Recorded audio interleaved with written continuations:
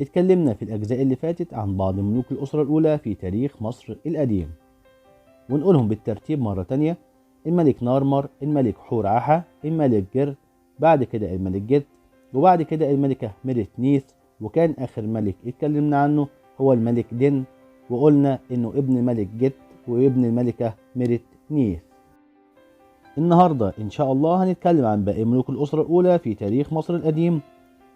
السلام عليكم ورحمة الله وبركاته. أنا ماهر محمد من قناة إيجيبيديا، ولو أول مرة تشوف فيديوهاتي اعمل لايك للفيديو واشترك في القناة عشان يوصلك كل فيديوهاتنا. دعمكم لينا بيقوينا.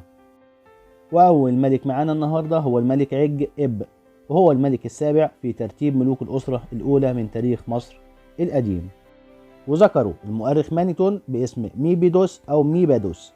وعلماء الآثار ما وصلوش لمعلومات كتير عن الملك عج إب، إلا إنه يعتبر مغتصب للحكم.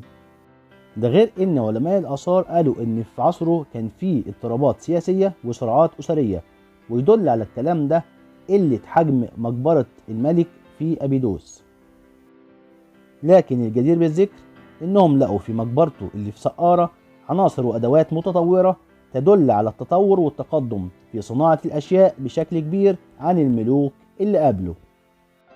وبعد ما العلماء اتحققوا من عائلة الملك ما قدروش يوصلوا لمين أبوه ومين أمه، لكن يعتقد إن أبوه هو يبقى الملك دن اللي كان ماسك الحكم قبله.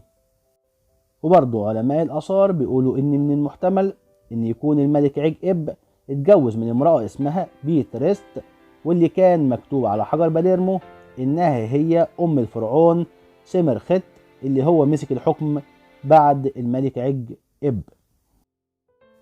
نيجي بقى للملك الثامن في الأسرة الأولى، وزي ما قلنا إن هو الملك سمرخت اللي مسك بعد الملك عج إب، واللي كان اسمه برضه حسب قائمة أبيدوس الملك سمسو. وأصبح الملك سمرخت معروف من خلال الأسطورة المأساوية اللي كانت متوارثة عن المؤرخ مانيتون، واللي كان بيقول فيها إن في كارثة حصلت خلال فترة حكم الملك سمرخت، وأكدت على كده السجلات الأثرية اللي كانت بتقول إن فترة حكم الملك كانت فترة صعبة.